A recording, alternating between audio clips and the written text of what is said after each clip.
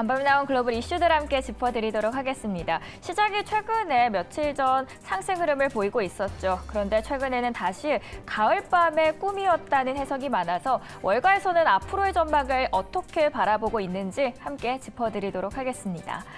먼저 뉴욕 월가의 베테랑 트레이더죠. UBS의 말부터 보겠습니다. 최근에 장시 흐름이 상승세에 대해서 우려감을 나타내고 있는데요.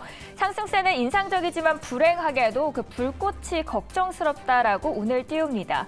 그리고 최근 이틀간의 상승세는 잉글랜드 은행이 일시적으로 장기 채권을 매입하면서 시작된 것으로 보고 있습니다.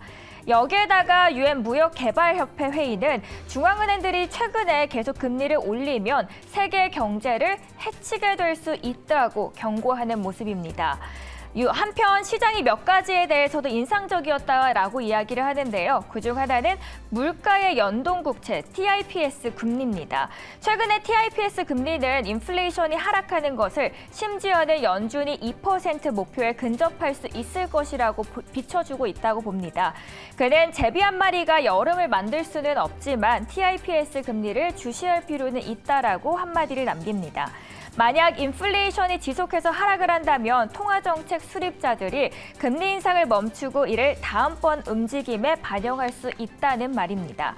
반면 CNN에 따르면 펀드스트릿의 입장도 함께 살펴보도록 하겠습니다. 최근 반등이 연말까지도 지속 가능할 것이다라고 보고 있고요. 먼저 구인과 구직 자료를 들면서 팬데믹 이후 110만 개의 자리가 감소했다고 언급을 하네요. 이는 인플레이션을 길들이기 위해서 강한 노동시장을 물러서게 하려는 파월에게는 조금 좋은 소식이라고 설명을 하는데요. 밝은 측면은 앞으로의 구인, 구직이 하락하겠지만 실업률은 오르지 않는다는 것이 연착륙의 모습과 일치하고 있다고 말을 합니다. 그러면서 한 예시를 들고 있습니다. 지난 4일에 뉴욕 증시 참여율이 믿기 어려울 정도로 강했죠. 나스닥 100은 100% 매수세를 또 기록했는데요. 다시 말해서 지수에 있는 모든 주식이 이날 하루 상승했다는 뜻입니다. 그런데 나스닥 100에 대한 100% 매수는 약세장에서는 나타내지 않습니다. 따로 떼어놓고 보면 이것은 아주 강한 신호의 증거라고 하네요. 그러나 IMF 총재는 내년도 세계 경제 성장률 예측치를 기존의 2.9%에서 하향 조정합니다. 다만 올해 성장률은 3.2%를 유지하는데 앞서 IMF는 지난 4월에 올해와 내년도의 경제 성장률을 각각 3.6%로 예측을 했다가 7월에는 3.2% 그리고 내년에는 2.9%로 하향 조정한 바 있습니다.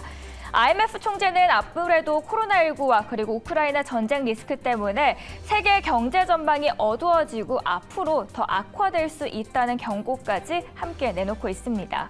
깊어져가고 있는 전망 속에서 연준 의사들마저도 조기 금리 인하는 어렵다. 시장 기대감을 버리라고 이야기를 합니다.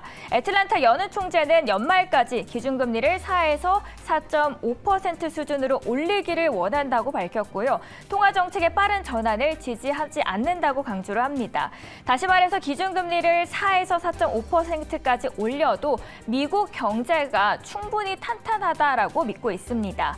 한편 샌프란시스코 연은 총재도 인플레이션 억제에 대해서 단호하게 나설 것이고 시장의 금리 인하 전망이 현실화되지 않을 것이다라고 이야기를 합니다.